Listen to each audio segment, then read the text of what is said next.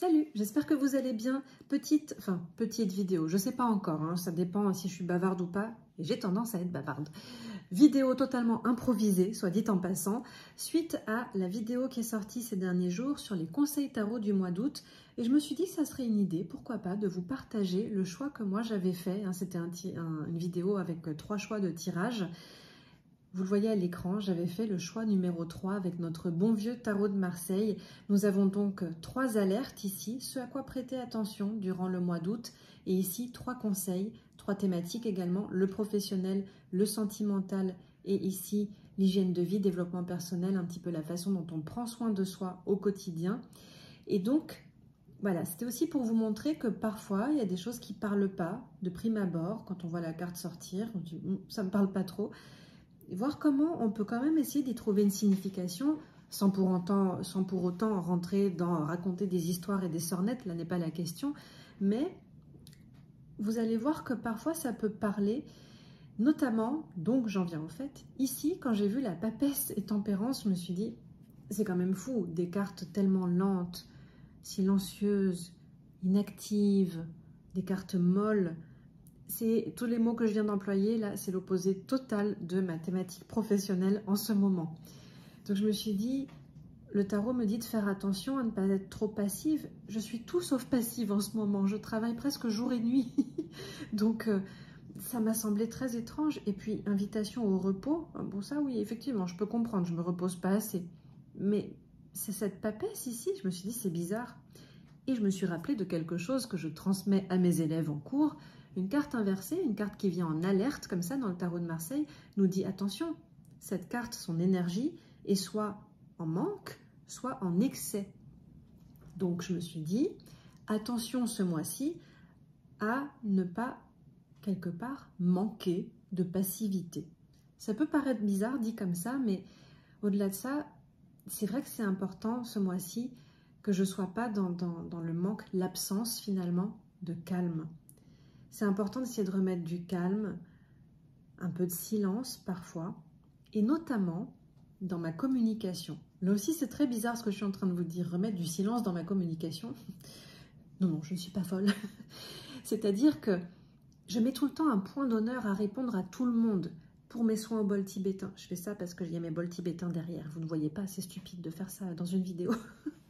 Pour mes soins au bol tibétain, pour mes cours de tarot, pour mes consultations tarot, pour plein de choses. Je fais de la couture aussi avec des petites pochettes en tissu que je crée pour les jeux de tarot, des porte-clés, les thèmes de naissance. Je fais beaucoup de choses et je reçois vraiment pas mal de demandes. C'est vraiment réjouissant. Cœur sur vous d'ailleurs, merci de la confiance que vous m'accordez tout au long de l'année dans tout ce que je fais.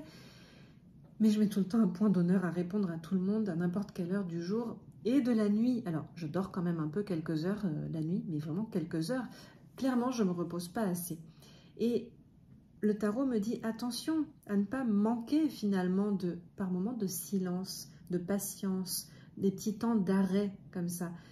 Et il est important avec tempérance de parvenir à communiquer d'une façon différente, à équilibrer tout ça, à trouver des plages horaires appropriées pour répondre aux gens et à essayer de m'y tenir aussi. J'y vois beaucoup le repos là-dedans. Dans une autre thématique, toujours professionnelle, j'ai 2 métiers. J'ai une autre casquette qui est celle d'accompagnante médico-sociale de mon mari qui est en situation de handicap et de grande dépendance. Papesse, ici, inversée, est en train de me dire attention durant le mois d'août à ne pas alimenter trop de mauvaises suspicions, de mauvaises intuitions que tu pourrais avoir, bien sûr. Je suis comme suspicieuse, entre guillemets. Surtout, j'ai souvent de mauvais feelings, de mauvaises intuitions parce que son état de santé se dégrade et j'ai peur, je m'inquiète beaucoup pour lui. Alors attention à ne pas être dans un excès d'inquiétude et de mauvaises intuitions, à ne pas trop monter le bourrichon finalement. Il est important dans ces moments-là, communication, déjà de lui dire, il apprécie quand je lui dis, quand je lui partage mes inquiétudes. Et c'est important que je sache prendre soin de moi avec tempérance, que je sache aussi me reposer de temps en temps, enfin de temps en temps, régulièrement on va dire, hein, c'est régulier, cette alternance entre action, repos, elle balance beaucoup comme ça, tempérance. C'est une danse dans la relation, mais donc là, dans le professionnel, c'est aussi la danse, entre guillemets, de l'équilibre entre je suis active, je prends soin de moi, je prends des temps de repos, je prends soin de moi pour retourner mieux, prendre soin de l'autre dans la relation, et quelle que soit cette relation finalement, dans le professionnel avec mon mari, mais dans le professionnel aussi, avec mes consultants, mes élèves, mes clients, patients, je ne sais pas comment dire, non je ne suis pas médecin, enfin vous voyez, vous avez compris le truc. Donc, de base, ces cartes ne me parlaient pas trop. Je fais, oh, quelle mollesse, alors que je suis hyper active dans le travail. Oui, mais vous voyez à quel point il est précieux que je sache prendre soin de moi pour mieux prendre soin de l'autre et trouver des temps de repos et tempérer un petit peu tout ça et mettre un peu d'eau dans mon vin, tempérance. Dans le domaine, ensuite, amoureux, relationnel, amical, sentimental, au niveau de la relation avec mon mari, mon couple, c'est sûr, attention, durant ce mois d'août, avec l'étoile, à ne pas être trop dans une perte d'espoir parfois. C'est sûr que ça ne parle pas de nos sentiments amoureux, bien évidemment, tout va très très bien à ce niveau-là, mais je me fais tellement de mourons pour lui, on en revient un peu à la thématique d'avant, hein, parce qu'il est mon mari et mon patron, mais il est aussi mon mari, donc ça se fond un peu ces deux thématiques. Donc attention ce mois-ci à ne pas, encore une fois, être trop dans une perte d'espoir parce que je me fais du mouron pour lui et ces moments où je me projette, hein, la capacité de projection comme ça, de voir loin, de rêver loin de l'étoile, dans ces moments où, alors c'est pas du tout un rêve, là, c'est plutôt un cauchemar, où je projette loin et j'imagine son absence, dans ces moments-là, je me sens totalement désorientée et perdue. Je me connais hein, à fonctionner comme ça en lien avec mon mari, donc attention à ça, ça me le dit durant le mois d'août, peut-être parce que sa santé est vacillante en ce moment, et donc c'est important de parvenir aussi dans ma vie, dans ces moments-là, à revenir vers cette ermite, retourner les projecteurs vers moi, prendre soin de moi, méditer, l'ermite, hein, méditer, avancer prudemment, connecter à ma bonne amie, la solitude. Je travaille sur la solitude depuis tellement d'années dans plein d'aspects de ma vie et c'est important que je sache me relier à ma solitude et que je sache avancer seule aussi, sans tout le temps me cramponner à l'autre. Je ne suis pas du tout dans de la dépendance affective, absolument pas. En revanche, je pense être dans une forme de dépendance, entre guillemets, au partage qu'on peut avoir lui et moi parce qu'on est un couple comme je fais le vœu que tous les couples fonctionnent dans le monde. C'est une histoire la plus belle du monde que je vis. Et c'est sûr que parfois je peux perdre espoir et me dire oh, ça durera pas encore 100 ans. Mais c'est logique. Donc voilà, je peux avoir ces appréhensions-là. Attention, c'est important que je sois plus sage, que j'ai un comportement plus sage. Et c'est beaucoup plus prudent de fonctionner en ayant cette lucidité de l'ermite. Maintenant, amicalement, relationnellement parlant, je ne sais pas trop si ça se dit, là c'est sûr que je pense que l'étoile me dit attention à ne pas être trop naïve, je peux avoir ce côté bisounours dans les relations amicales, les rarissimes relations amicales que j'ai parce que je suis une ermite dans l'âme en profondeur, mais les rares relations que je peux avoir, les gens qui croisent mon chemin, je peux avoir tendance à être très naïve et avoir énormément d'espoir et de rêve sur une personne et je suis souvent très déçue. Pas que je ne mets pas la faute sur les autres, je ne leur jette pas la pierre, hein, mais c'est moi je peux avoir tendance à être déçue, peut-être parce que j'ai pas mal d'attentes ou parce que je crois beaucoup à certains discours hein, qu'on peut me tenir et bah, souvent je me retrouve à me dire j'ai été très naïve en fait. Et du coup j'ai une déception et c'est ce côté un peu déçu, un peu chouin-chouin comme ça de l'étoile qui perd espoir clairement. Donc c'est intéressant ce mois-ci de faire attention à ça, pas trop perdre espoir, mais pas être trop naïve non plus sur des belles paroles qu'on pourrait me faire. Voilà, bon, un truc dans le genre. Et de revenir donc à mon côté solitaire de nouveau. Alors c'est pas que le tarot me dit non mais sois seul, ne fréquente personne, hein, c'est voué à l'échec. C'est pas le message je pense, mais en tout cas je ne le souhaite pas. Mais c'est de revenir à davantage de silence, de recul, revenir dans ma petite grotte hein, et puis faire mes petites affaires, c'est peut-être mieux, à être plus sage et plus prudent, plus prudente aussi dans les relations.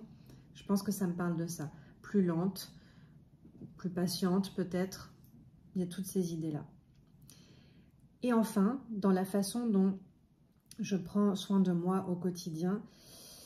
Avec le monde inversé comme ça, je pense que le tarot me dit attention durant ce mois d'août à ne pas te mettre trop de pression, à ne pas vouloir être parfaite. Déjà, tu as envie d'être parfaite dans tout, hein, et ça n'existe pas clairement.